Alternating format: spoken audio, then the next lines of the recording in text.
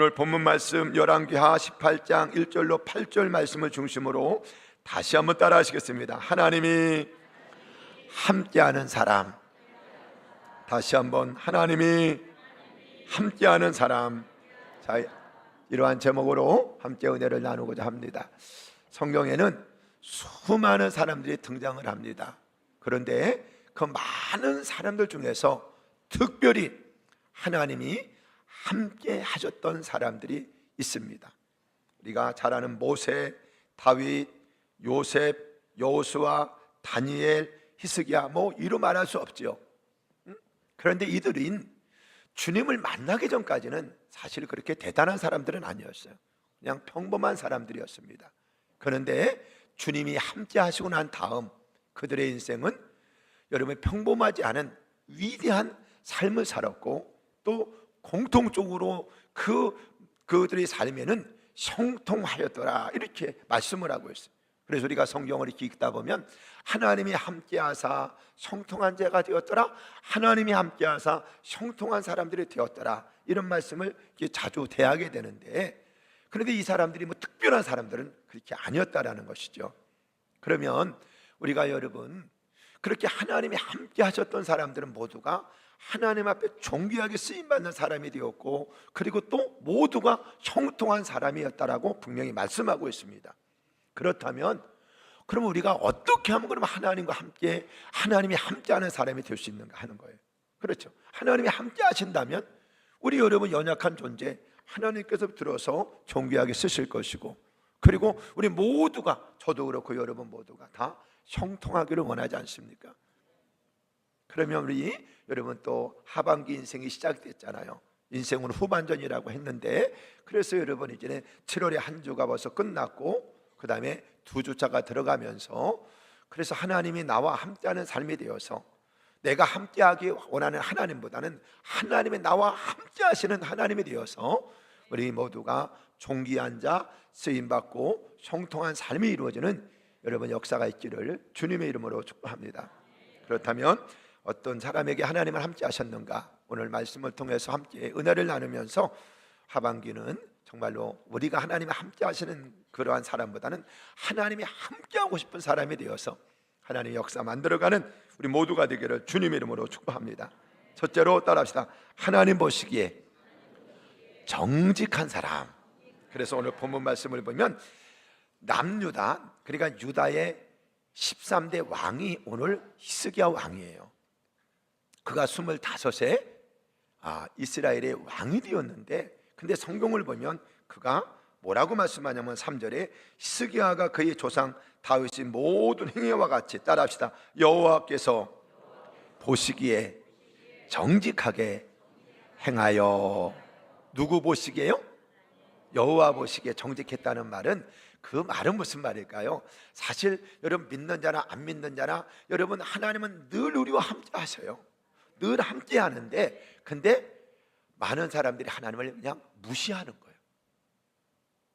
하나님을 무시하고 사는 거예요. 자기 소견대로 사는데, 그런데 또 어떤 이는 뭐냐면 하나님은 보이지 않는데 하나님의 함께 하심을 인식하고 의식하면서 살아가는 사람을 말한다는 것이, 이 말은 다른 말로는, 그래서 우리가 하나님을 하나님으로 섬기면 하나님은 지금도 하나님으로 역사하시는 거예요. 네가 나를 영화롭게 해봐라, 내가 너를 영화롭게 하고, 네가 나를 존귀히 여겨봐라, 내가 너를 존귀히 여기고, 네가 나를 높여봐라, 내가 너를 높이고. 그래서 인간의 생사화복이 세상 사람은 자기 노력이나 운에 있다고 말하는데, 성경은 그게 아니라 높이고 낮추는 것이 하나님께 따르는 거예요. 그래서 하나님이 낮추면 높일 자가 없고, 하나님이 높여놓으면 낮출 자가 없음을 성경은 분명히 말씀하고 있고, 성경의 수많은 사람들을 보면 모두가 다 그랬어요. 대단한 사람들은 아니었지만은, 특별한 사람들은 아니었지만, 그런데 특별히 하나님이 함께 했던 사람들이 공통점은 하나님 목전에서 정직했다라고 성경은 말씀하고 있어요. 이스라엘의 초대왕은 사울입니다. 그가 겸손히 여길 때, 하나님께서 이스라엘 백성들이 왕을 구할 때 하나님이 그의 작은 가문에서 사울을 왕으로 세웁니다. 근데 시간이 지나면서 변질이 되기 시작하는 거예요. 하나님의 음성을 듣지도 않고 하나님을 무시해버리는 거예요. 그러자 하나님께서 여러분 그를 폐하시고, 그리고 이제 이 다윗의 아들을, 아니 이새의 아들 중에서 왕을 세우는데, 근데 그 사울을 기름 부어 세웠던, 지금으로 말하면 목사님하고 표현한다면 그게 사무엘이잖아요. 사무엘이 마음을 제일 아파하는 거예요. 왜? 하나님께서 명령하셔서 기름을 부어 세웠던 그 사울이 교만하고 변질되어서 버림을 당할 때 사무엘이 너무 마음 아파하거든요. 그러니까 그렇게 늘 여러분 눈물로 치세울 때, 사무엘아 사무엘아 너무 슬퍼하지 마라. 내가 이새의 아들 중에서 하나를 왕을 세울 테니까 너는 미리 연락을 해서 몇 월 며칠 날, 그리고 날짜를 정해서 기름병을 갖고 와서 내가 지시하는 사람에게 기름을 부어 왕으로 세워라. 그러니까 이제는 사무엘이 지금으로 말하면 목사님이지요. 마음에 이제는 평안을 얻고, 그리고 미리 연락을 해요. 하나님이 이새 당신의 아들 중에서 하나를 왕을 세운다고 하니 그날은 왕들이 다 너희 자녀들이 앞에 나와 있었으면 좋겠다. 그래서 이제는 그날이 되어서 기름불 가지고 나갔는데, 그러니 여러분 생각을 해보세요. 한 나라 왕이 되는데 전혀 그 사람에 대한 이력도 모르고 그냥 왕을 세우진 않았겠죠.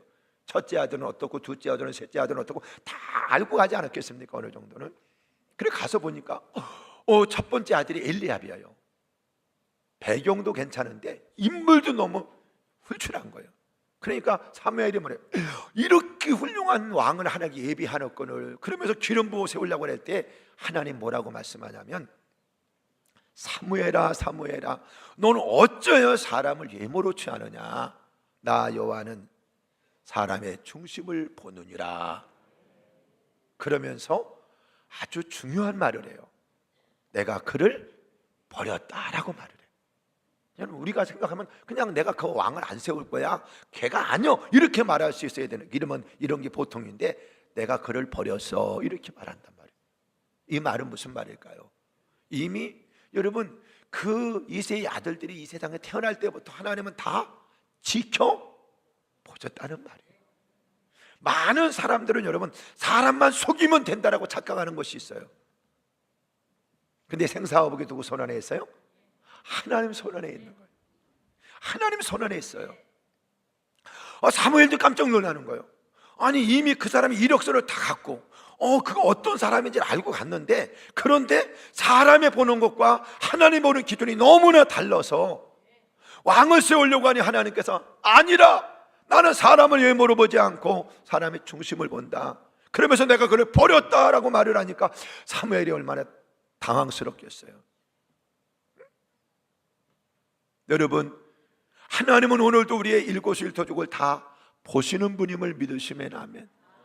이거를 인정하며 사는 사람이 있고 무시하며 살아가는 사람이 있을 뿐이에요.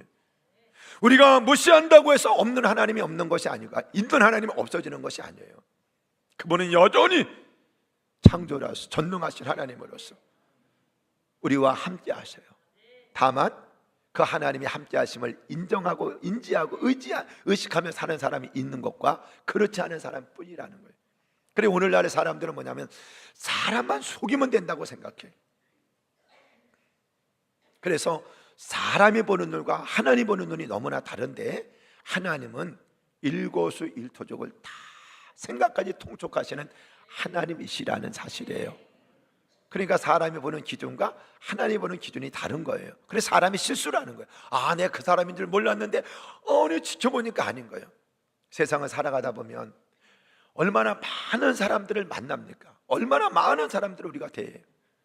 근데 그 중에서도 시간이 지나면 지날수록 저 사람하고는 좀 가까이 있으면 좋겠다 하는 사람들이 있어요. 그리고 또 저 사람이라면 무슨 일이든 함께 있으면 좋겠다 하는 사람이 있어요. 예를 들어서 어떤 사람이 여러분 직장 생활을 하다가 이제는 사업을 하나, 여러분 창업을 하기 위해서 여러분 이 아이디어를 내고 프로젝트를 가지고, 그런데 사람을 여러분 모집을 하려고 했는데 정말로 핵심적인 인물이 필요해요. 그러면 어떤 사람을 쓰겠습니까? 정직한 사람을 쓰겠어요? 정직하지 않은 사람을 쓰겠어요? 그러니까 사람들은 오늘날 이런 말을 해요. 정직하면 손해보더라. 맞습니다. 정직하면 손해를 보는 게 맞아요. 그런데 어느 날인가는 반드시 쓰십니다. 어느 날인가 여러분들이 고위 관리로 있다가 장관의 직을 맡았다고 생각해 봅시다. 그런데 장관 밑에서 여러분 오른팔 왼팔이 되어서 여러분 일을 해야 될 사람을 여러분 정직하지 못한 사람을 쓰겠습니까? 정직한 사람을 쓰겠어요. 그러니까 일시적으로 볼 때는 정직하지 않은 사람들이 잘 되는 것처럼 보이지만은, 그런데 시간이 지나고 나면 정직한 사람과 정직하지 않은 사람 반드시 드러나는데, 시편 37편에도 뭐라고 말을 해요? 악한 자들이 형통함을 부러워하지 말아라. 그들은 속히 배임을 당할 것이며 너는 정직으로 성실로 식물을 삼으라. 이렇게 말을 해요. 그러니까 그래서 하나님께서 뭐냐면 엘리압 첫째 아들을 버렸다는 거예요. 둘째 아니다, 셋째도 아니다, 넷째도 아니다, 일곱째까지 아는 거예요. 근데 거기에 있는 사람들은 지금 형제들은 아들들은 7명밖에 없어요. 이게 다 하냐니까. 있긴 있어요. 어디 저기서 양을 치고 있는데요. 그럼 빨리 뒤로 오너라. 그가 오기까지는 내가 물 한 잔도 마시지 않겠다. 그러니까 급하게 들어왔으니 뭐 얼굴을 닦겠어요, 뭐 하겠어요. 몰골은 여러분 별 볼 일 없어 보이지만은, 그런데 그가 올 때 하나님을 내 마음이 합한 자다, 전이라 기름을 부어 세워라. 그러니까 여러분, 정직한 사람은 끝내 마지막에 반드시 뭐 한다는 말이에요. 이게 성경의 일관된 내용입니다. 하나님의 쓰시는 사람들이 일관된 내용은 따라 여호와 보시기에 정직하였더라. 할렐루야. 누구 보기에? 하나님 보기에 정직한 사람들이에요. 그러니까 이들은 하나님을 인식하고 의지하며 살았던 사람이라는 거예요. 뿐만 아니라 우리가 다니엘이라면 여러분, 그게 이스라엘 남유다가 바벨론에서 이제는 멸망을 당하면서 그 어린 여러분 그 사드락과 메삭과 아벤노 다니엘 같은 사람들이 포로로 끌려가요. 그런데 포로로 끌려갔는데 다니엘은 여러분 그 살아있는 동안에 포로로 끌려가서 4명의 왕을 섬깁니다. 첫째는 느부갓네살, 그 다음에 벨사살 왕, 그리고 여러분 또 뭐냐면 다리오 왕, 마지막의 왕이죠, 고레스 왕인데, 그 4명의 왕이 다 누구를 쓰냐면은 다니엘을 씁니다. 아주 요직에 써요. 왜요? 그는 이미 여러분 그 포로로 끌려갈 때 어떤 다짐을 하냐? 우리가 하나님의 사람으로서 하나님 앞에 정직하게 뜻을 세우고 신앙의 절제를 지키며 믿음으로 살아가자고 세 친구와 함께 다짐을 했던 사람이에요. 근데 여러분 바벨론이 하나님을 섬기는 나라냐? 아니란 말이죠. 그럼에도 불구하고 여러분 하나님을 섬겨 정직하게 살아갈 때 대개 보면 한 왕 밑에서 일하는 사람은 다 제거하잖아요. 그런데 다니엘은 4명의 왕이 뒤로다가 가장 요직에서 여러분 일을 하게끔 만들었다는 거예요. 무엇을 말합니까? 믿는 자나 안 믿는 자 속에서도 하나님은 여전히 하나님의 심을 우리는 기억해야 될 줄로 믿습니다. 사람이 성실함과 성실하지 않으면 사실 잘 드러나지 않습니다. 왜? 사람들은 안 들키면 된다라고 생각하는 거예요. 근데 하나님은 들키고 안 들키고 그걸 기준이 아니에요. 하나님은 아예 생각까지 통촉하시는 분, 안고 일어서면 모든 것을 아시는 분이 누구냐? 하나님이시라는 거예요. 여러분들 요셉의 얘기는 하도 많이 들어서 잘 알 거예요. 요셉은 노예로 끌려갔지만 얼마나 정직하게 살았으면 노예가 여러분 가정 총무가 됩니다. 노예로 끌려가서 노예로 살아가는데 주인이 보니까 전혀 다른 거예요. 다른 사람하고는. 오히려 여러분 그는 뭐냐면 주인처럼 일을 하는 거예요. 눈에 누가 보이든 안 보든 상관이 없는 거예요. 그러니까 참 신기하다. 노예들은 대개 보면 눈가림으로 하고 사람이 있을 때는 충성하는 것 같고 그 뒤에서는 불평하고 여러분 이러는데 요셉은 그런 게 아니에요. 모든 걸 다 맡기는 거예요.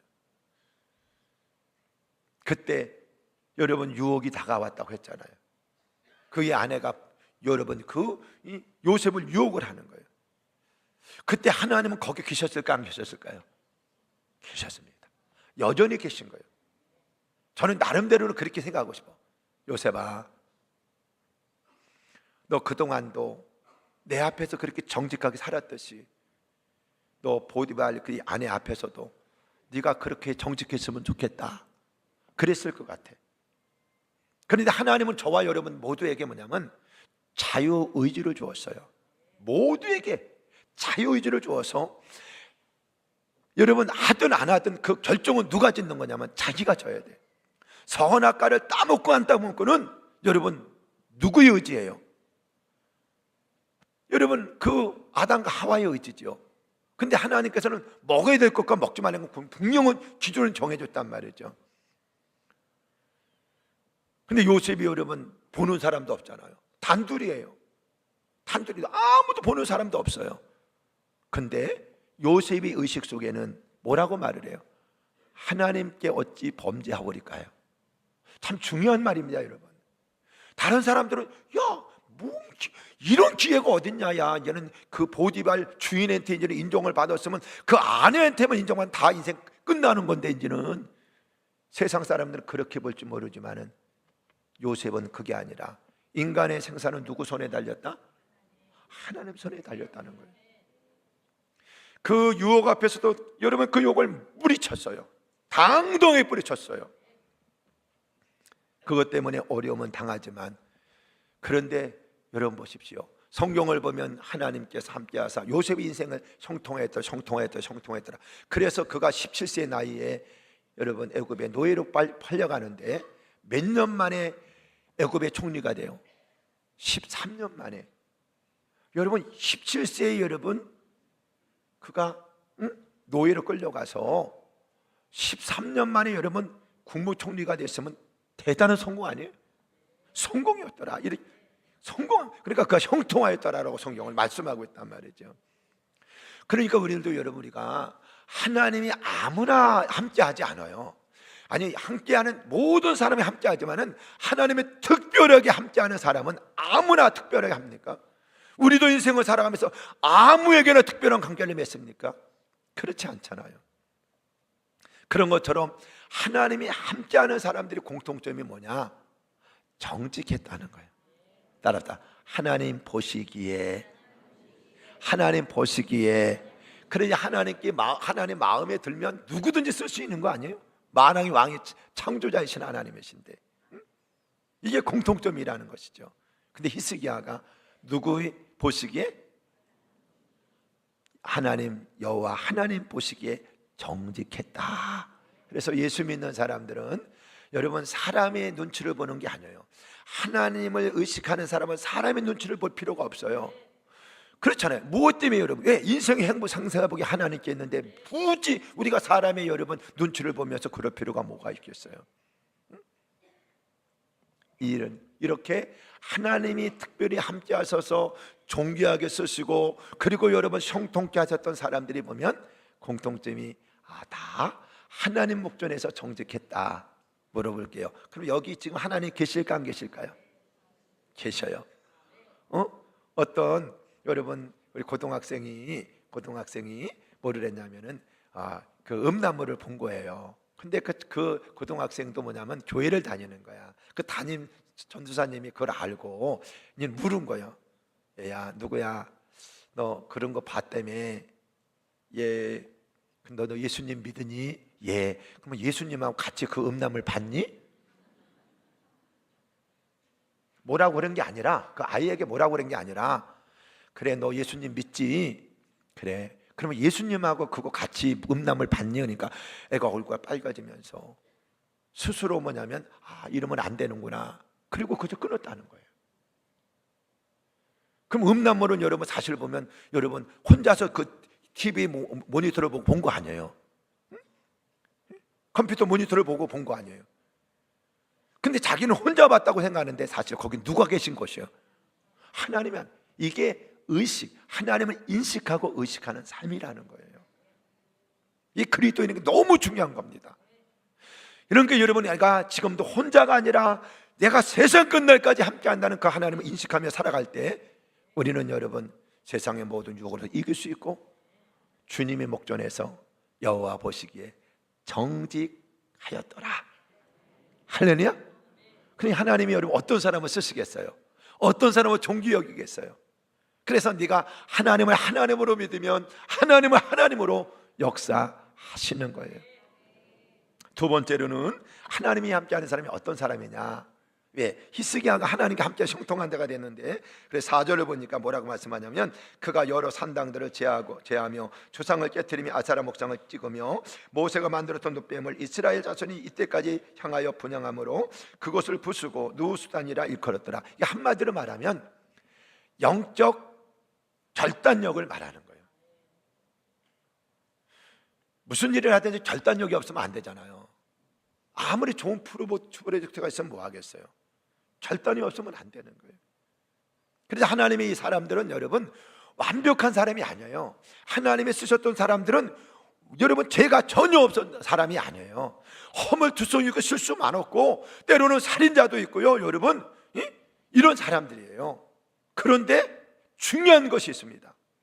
주님을 만나기 전까지는 그렇게 했지만 주님을 만난 다음부터는 결단력이 있었던 사람들이라는 거예요.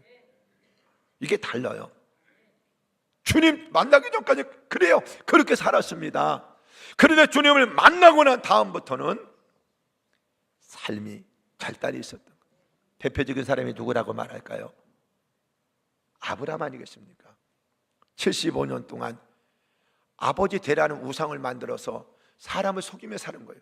이걸 갖다 놓으면 복을 준다. 이걸 갖다 놓으면 우안 주고 떠난다. 이 거짓말이잖아요. 우상을 만들어 놓고 이걸 팔았던 사람이에요. 그 아버지가 그걸 75년 동안 보며 살았던 사람이 아브라함이라고요. 그리고 그 도시는 뭐예요? 죄악의 도시. 하나님을 만났어요. 분명히 75세 비로소 아브라함이 하나님을 만났는데 하나님께서 뭐라고 말씀하냐면 아브라함아 너는 본토 친척 아비집을 떠나서 내가 내게 지시할 땅으로 가. 그러면 내가 너를 큰 민족을 복을 주이려면 장대케 하리니 너는 복의 근원이 될지니라. 여기서 중요한 게 뭐예요? 결단하고 떠나지 않는다면 아브라함의 인생은 그것을 끝났을 거예요. 많은 사람들이 예수를 하나님을 만났어요. 주님을 만났음에도 불구하고 그 다음에 결단을 못하는 거예요. 응? 지난날에 습관적으로 하던 그 습관들, 제약들을 끊어버려야 되는데 끊어버리지 못하는 거예요. 부둣가에 여러분 배가 하나 정박해 있습니다. 물은 들어와서 배는 둥실둥실 하는데 그 배가 망망대로 가고 싶으면 어떻게 해야 돼요? 닷줄을 끊어버려야지요.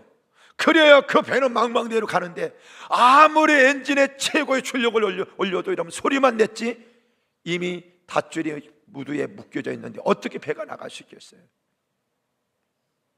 하나님은 오늘도 저와 여러분에게 요구하는 것은 끊임없습니다. 얘야 언제까지 너 그 자리에서 머뭇머뭇하려느냐? 결단을 요구하는 것입니다. 아브라함은 75세의 나이지만 결단을 했어요. 그 75세 나이에 여러분 고향 성찬을 떠난다는 것은 쉬운 일이 아니었을 거예요. 그럼에도 불구하고 그는 결단을 합니다. 갈 바를 알지 못했지만 그는 떠났어요. 그랬을 때 따라서 하나님이 함께 하셨고 믿음의 조상이 되었고 열국의 아비가 되었고 복의 근원이 되었고, 여러분 성경의 모든 사건들은 우연히 그냥 쓴 게 아니라 오늘도 저와 여러분들을 교훈하기 위함이에요. 모든 성경은 하나님의 감동으로 된 것으로 교훈과 책망과 바르게 함과 의로 교육하기 유익하니 이는 하나님의 사람으로 온전하게 하려 함이니라. 예수 안 믿는 거 아니에요. 믿는데도 불구하고 여전히 그 여러분 결단을 못 내리고서는 거기서 머뭇머뭇대는 신앙생활. 그래서 요엘서 선지자는 뭐라고 말해요? 이제라도 너희가 돌이키면 재앙 대신에 복을 줄까 하노라. 하나님의 목적은 재앙이 아니잖아요.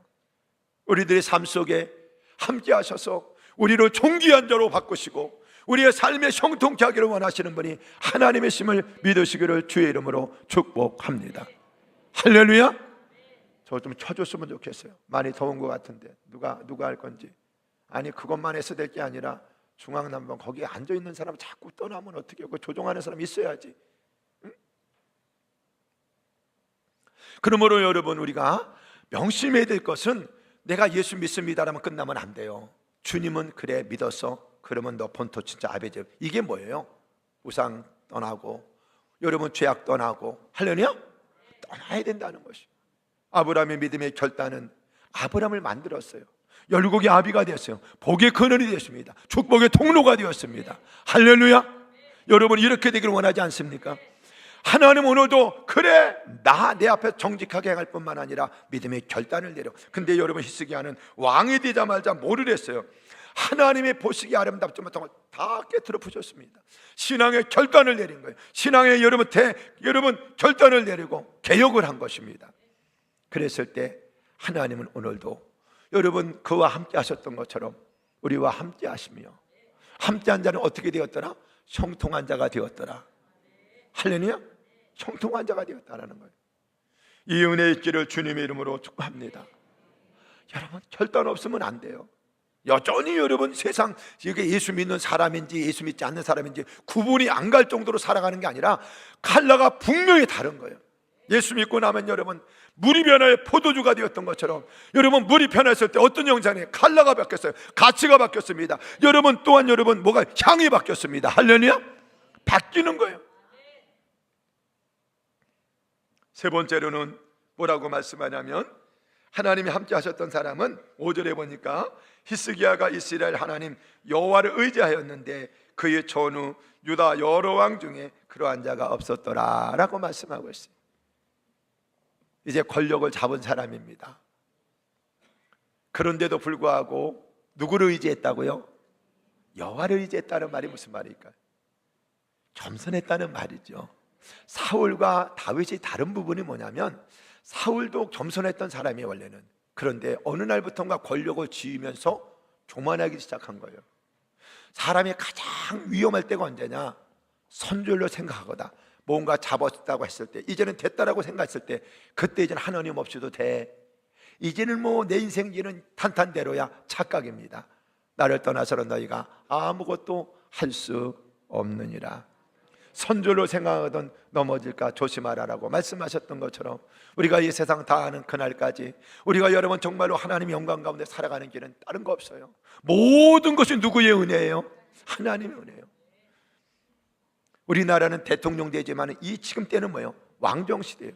왕정이 뭐냐? 왕이 되면 죽을 때까지 뭐냐면 정적들만 제거하면은 죽을 때까지 왕노릇 할 수 있는 거예요. 그런데 히스기야는 누구를 의지했다고요?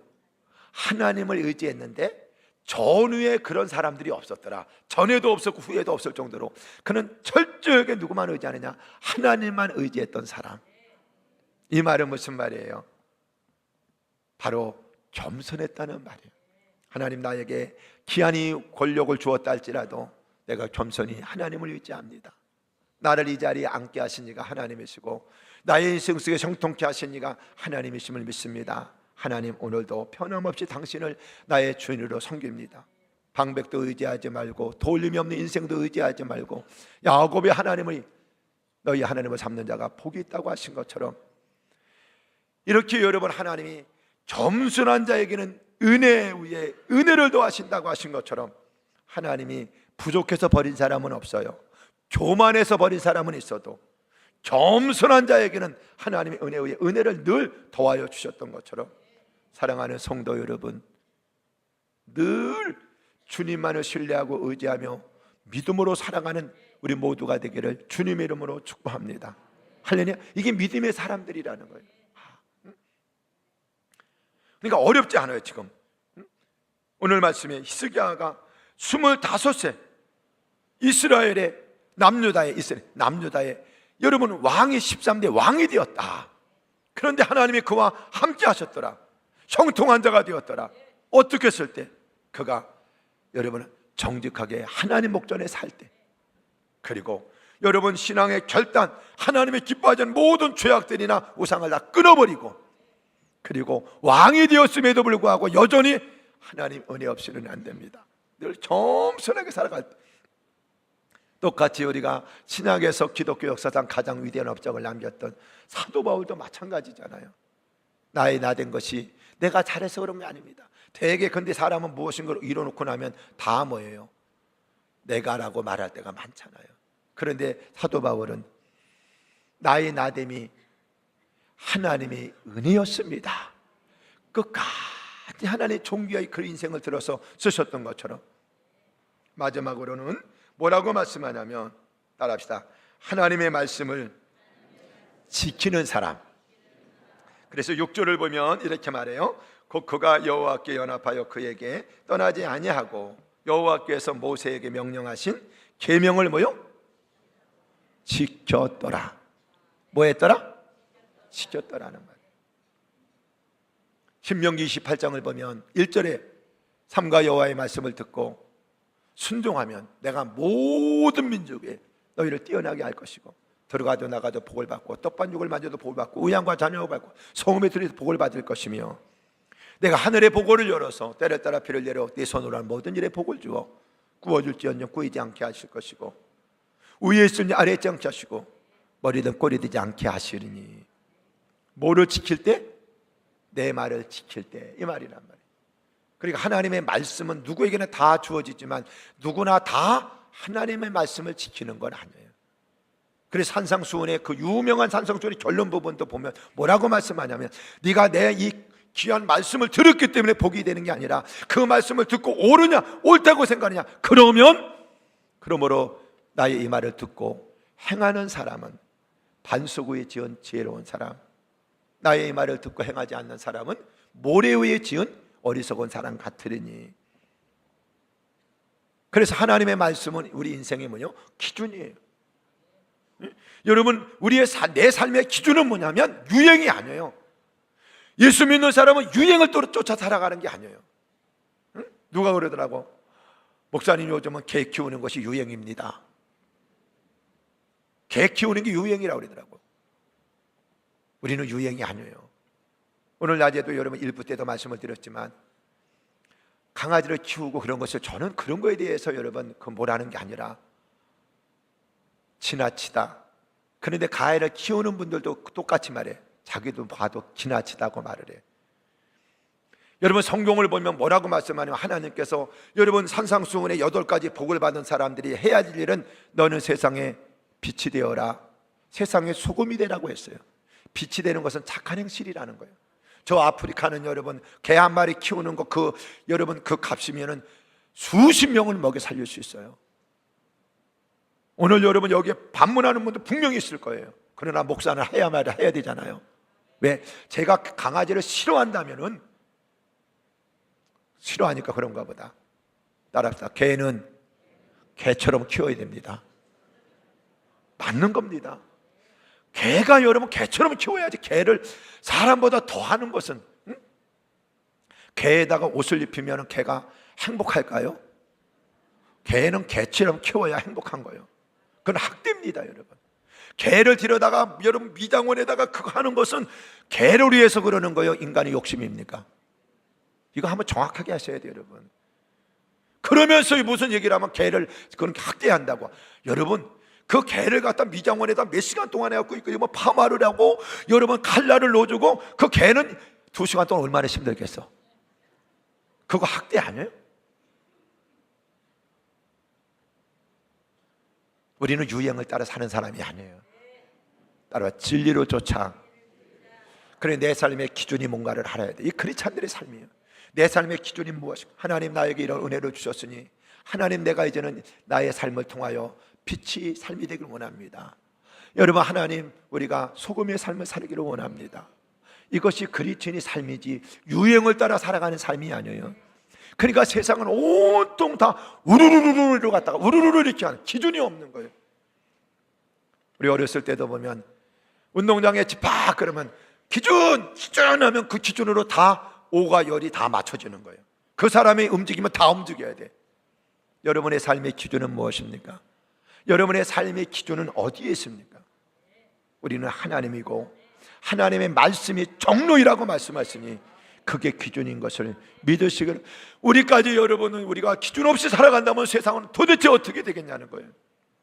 우리는 유행을 쫓아 살아가는 사람이 아니라 진리로 쫓아 살아가는 자들임을 믿으시기를 주 이름으로 축복합니다. 그래서 성경은 곧 그가 여호와께 연합하여 그에게 떠나지 아니하고 여호와께서 모세에게 명하신 따라서 계명을 지켰더라. 할렐루야. 그래 계명을 지켰어. 하나님 나 엄마 말 잘 들었어요. 엄마가 하라는 대로 나 그렇게 했어요. 그러면 엄마는 그래 딸아 잘했어. 내 아들아 잘했어. 하나님도 마찬가지요. 그래, 너 오늘 말씀 들을 때 아멘 했지? 그래, 한 주간 어떻게 했니? 하나님 힘들지만 내가 그 말씀대로 살아. 잘했어. 우리는 여러분 이 대표 기도할 때 늘 언약함만, 여러분 내가 부족해서 이런 기도만 하면 안 돼요. 이제는 여러분, 하나님 전번주에 주신 말씀 부여잡고 한 주간도 믿음으로 승리케 하시니 감사합니다, 이런 기도를 해야 되는데 매일같이 잘못했습니다라는 이 기도만 한다면 그게 도대체 변화되는 삶이냐고요. 그게 하나님 원하는 삶일까요?